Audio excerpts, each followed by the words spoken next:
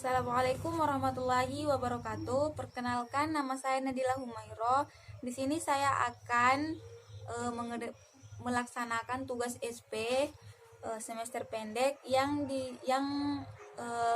dosennya adalah Ibu Surni Kadir, dan beliau memberikan kami tugas dibuat dalam bentuk PowerPoint.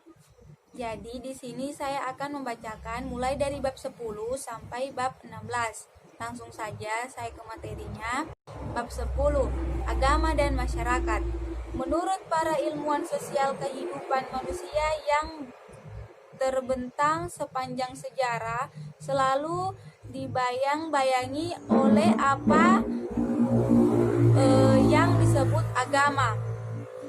Bahkan dalam kehidupan sekarang, dengan kemajuan teknologi supermodern, manusia tak luput dari agama. Ahli sosiologi dan antropologi klasik dan modern mempunyai pandangan yang berbeda mengenai agama. Adapun poin-poin dari bab 10 adalah menurut para ilmuwan, yang pertama yaitu Peter L. Barger pada tahun 1968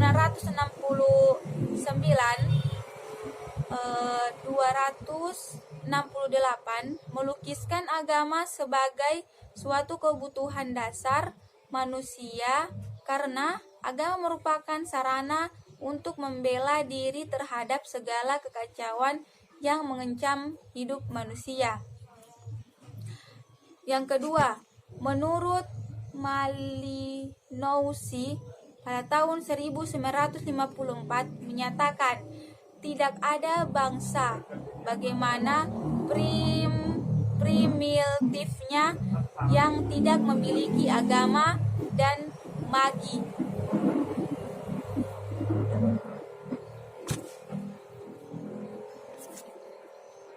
Yang ketiga, Haviland pada tahun 1988, agama dapat dipandang sebagai kepercayaan dan pola perilaku yang diusahakan oleh manusia masyarakat untuk menangani masalah penting yang tidak dapat dipecahkan oleh teknologi dan teknik organisasi yang diketahuinya. Untuk mengatasi kebatasan itu, orang berpaling kepada manipulasi kekuatan supernatural.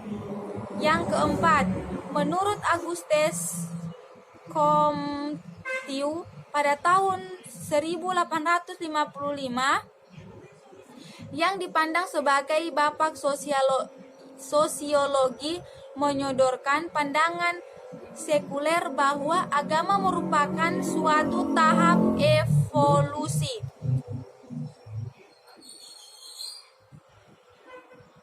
Yang kelima, menurut Émile Durkheim, sosiologi Prancis pada tahun 1961, agama merupakan suatu sistem interpretasi dan kolektif. Dengan kata lain, agama adalah simbol di mana masyarakat bisa menjadi sadar akan dirinya. Ia adalah cara berpikir tentang eksistensi kolektif. Ia juga menyimpulkan tujuan utama agama dalam masyarakat primitif adalah membantu orang berhubungan bukan dengan Tuhannya, melainkan dengan sesamanya. Lanjut, itulah bab 10 tadi materinya, dan kita lanjut ke bab 11. Adapun judulnya yaitu Agama dan Golongan Masyarakat. Pengertian agama, golongan masyarakat, dan fungsi agama. Adapun poin-poin dari bab 11 ini adalah yang pertama, agama merupakan suatu hal yang dijadikan sandaran penganutnya. Ketika terjadi hal-hal berbeda di luar jangkauan dan kemampuannya karena sifatnya yang supranatural, sehingga diharapkan dapat mengatasi masalah-masalah yang non-empiris. Yang kedua, golongan masyarakat dapat diartikan sebagai penggolongan anggota-anggota masyarakat ke dalam suatu kelompok yang mempunyai karakteristik yang sama atau sejenis.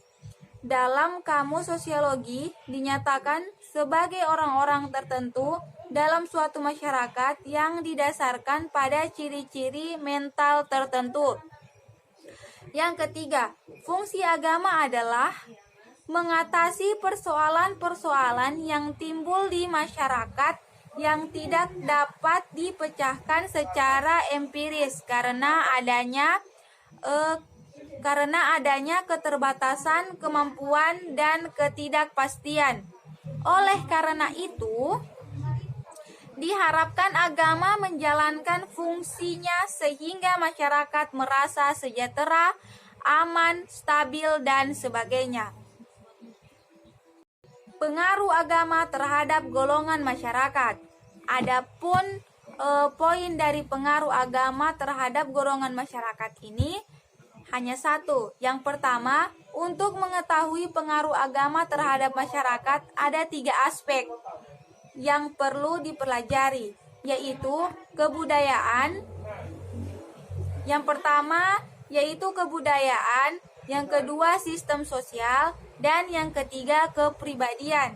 Ketiga aspek merupakan fenomena sosial yang kompleks dan terpadu yang pengaruhnya dapat diamati pada perilaku manusia.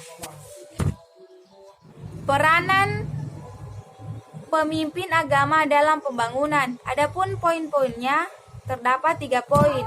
Yang pertama, pemimpin agama sebagai motivator. Yang kedua, pemimpin agama sebagai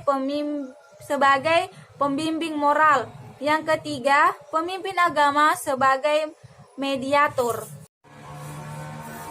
Kita lanjut ke bab 12. Adapun bab 12 judulnya adalah agama sebagai faktor konflik di masyarakat.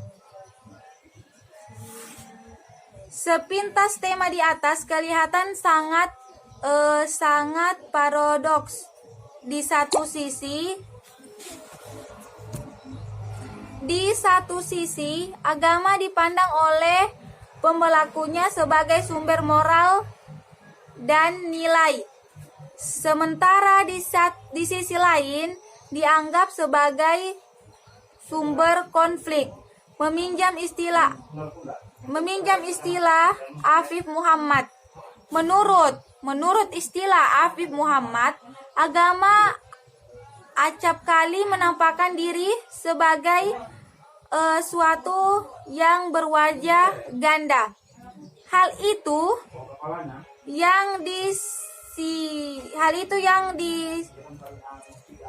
disinyalir oleh Johan Effendi yang menyatakan bahwa agama suatu waktu memproklamasikan perdamaian, jalan menuju keselamatan, persatuan, dan persaudaraan. Namun, pada waktu yang lain menampakkan dirinya sebagai suatu yang dianggap garang dan menyebarkan konflik. Bahkan tak jarang seperti dicatat dalam sejarah menimbulkan peperangan. Dalam wacana, teori konflik beranggapan bahwa masyarakat adalah suatu keadaan konflik yang berkesinambungan di antara kelompok dan kelas serta kecenderungan ke arah kegelisahan, ketegangan, dan perubahan. Yang harus digarisbawahi adalah pernyataan ini adalah masyarakat menjadi lahan yang tumbuh suburnya konflik. Lanjut. Agama dan indikasi konflik. Pada dasarnya, apabila merujuk kepada Al-Quran, banyak indikasi yang menjelaskan adanya faktor konflik yang ada di masyarakat. Secara tegas, Al-Quran menyebutkan bahwa faktor konflik itu sesungguhnya berawal dari manusia. Misalnya, dalam surat Yusuf ayat 5 dijelaskan tentang adanya kekuatan pada diri manusia yang selalu berusaha menarik dirinya untuk menyimpang dari nilai-nilai dan moral dan norma ilahi. Secara lebih tegas disebutkan bahwa kerusakan bisa berbentuk kerusuhan, demonstrasi, dan nilai-nilai diakibatkan oleh tangan manusia, seperti dalam surah Ar-Rum ayat 41. Ayat-ayat ini bisa dijadikan argumentasi bahwa penyebar konflik sesungguhnya adalah manusia. Di bawah ini ada beberapa langkah penting dan strategi untuk menumpuk jiwa toleransi beragama dan membudayakan hidup rukun antar umat beragama. Langkah-langkah berikut yang paling tidak meminimalkan kalau tidak bisa menghilangkan konflik agama. Kiat-kiat itu sebagai berikut.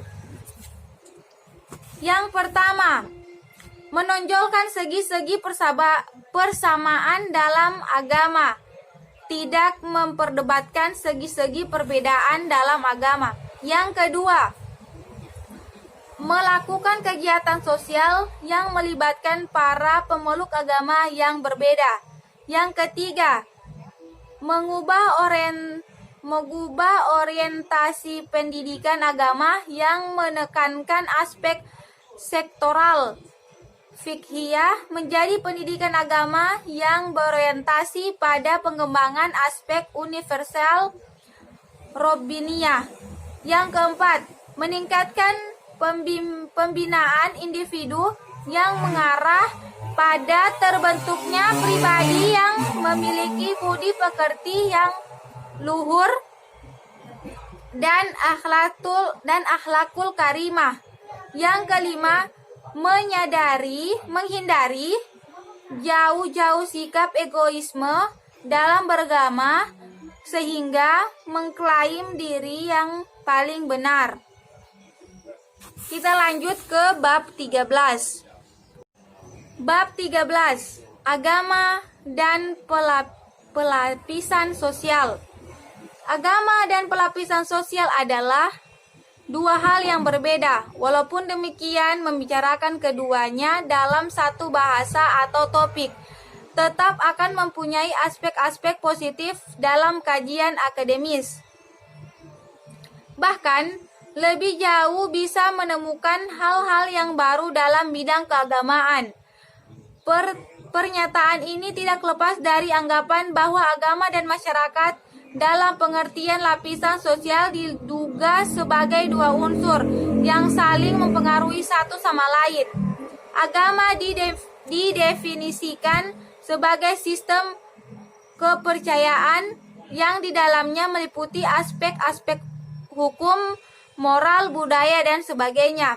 Sedangkan lapisan sosial dipahami sebagai sastra orang-orang yang berkedudukan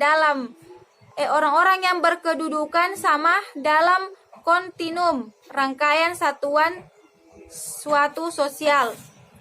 Lanjut ke bab 14. Agama sebagai motivator tindakan sosial. Berbicara tentang agama merupakan suatu sikap ekstra hati-hati, karena meskipun masalah agama merupakan masalah sosial, tetapi penghayatannya amat bersifat individual. Apa yang dipahami dalam apa yang dihayati sebagai agama oleh seseorang sangat bergantung pada latar belakang dan kepribadiannya. Hal ini membuat adanya perbedaan tekanan penghayatan dari satu orang ke orang lain dan membuat agama menjadi bagian yang amat mendalam dari kepribadian atau privasi seseorang. Ada berbagai definisi agama yang menunjukkan adanya pemahaman yang berbeda secara individual. para ilmuwan barat yang mengajukan pendapatnya di antara lain sebagai berikut.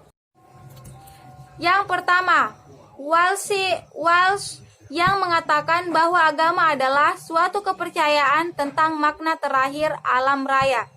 Yang kedua, E.S.P. Haynes yang berpendapat bahwa agama merupakan suatu teori hubungan manusia dengan alam raya. Yang ketiga, John Morley yang mengartikan agama sebagai perasaan-perasaan kita tentang kekuatan-kekuatan tertinggi yang menguasai nasib manusia. Yang keempat, James Martineau yang mendefinisikan agama sebagai kepercayaan tentang Tuhan yang abadi, yaitu tentang dan kemauan ilahi yang mengatur alam raya dan berpegang pada hubungan-hubungan moral dan umat manusia. Dilema agama, suatu analisis terhadap agama sebagai motivator tindakan sosial. Membicarakan agama dalam fungsinya sebagai motivator tindakan manusia atau sosial. Berarti mengulas kembali adanya perbedaan pandangan tentang definisi agama yang disebabkan perbedaan pemahaman dan penghayatan seseorang. Oleh karena itu, seringkali terdapat dilema sampai menganggap agama itu sudah tidak berguna lagi. Untuk itu, agar tidak terjebak pada pemahaman agama yang sempit, alangkah baiknya jika kita kembali kepada penegasan Nabi Muhammad SAW yang menyatakan bahwa sebaik-baiknya agama di sisi Allah adalah Al-Hanifiyah Al-Sunnah, semangat kebenaran yang lapang dan terbuka, agama yang bersemangat kebenaran dan lapang serta terbuka untuk menolong manusia. Jika saja semangat yang demikian itu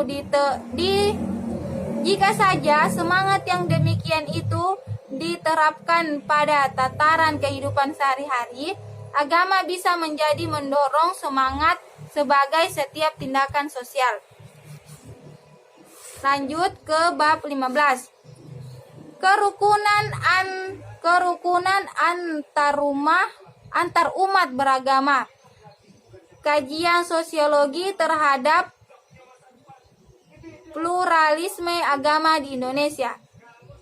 Setiap agama membawa misi sebagai pembawa kedamaian dan keselarasan hidup, bukan saja antar manusia, tetapi juga antar sesama makhluk Tuhan penghuni semesta ini. Di dalam terminologi Al-Quran, misi suci itu disebut rumah lil alamin, rahmat dan kedamaian bagi semesta. Namun, dalam tataran historinya, misi agama tidak selalu artikulatif. Selain sebagai alat pemersatu sosial, agama pun menjadi unsur konflik. Bahkan menurut Kimmel, dua unsur itu menyatu dalam agama. Mungkin pernyataan ini agak berlebihan, tetapi jika melihat perjalanan sejarah dan realitas di muka bumi ini, pernyataan itu menemukan landasan historinya sampai sekarang. Adapun poin-poinnya, yang pertama, klaim kebenaran.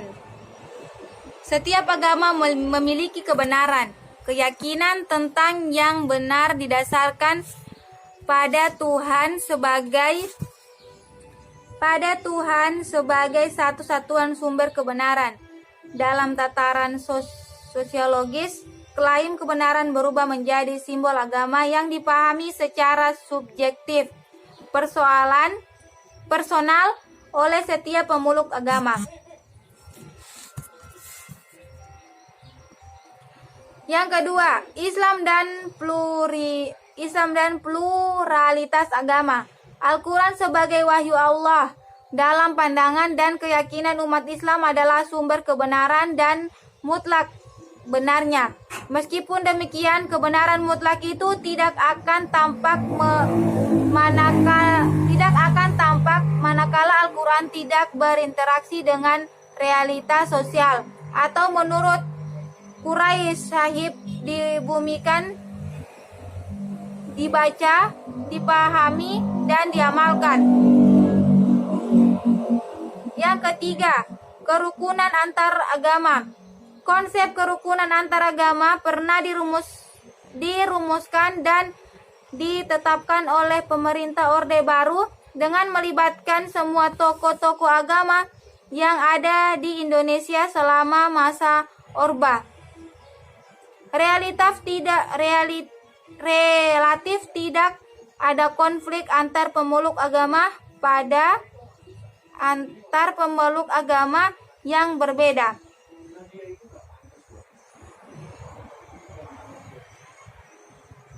Empat, reinterpretasi pesan-pesan agama.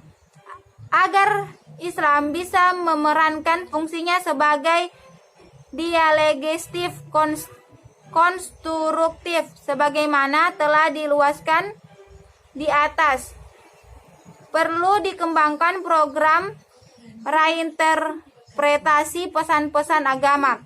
Dalil-dalil normatif yang ada di dalam Al-Quran dan hadis harus di breakdown dalam bentuk teori-teori sosial yang dapat dipublikasikan, atau lebih tepat harus dikontekstualisasikan agar berfungsi historis, kekinian, dan membumi.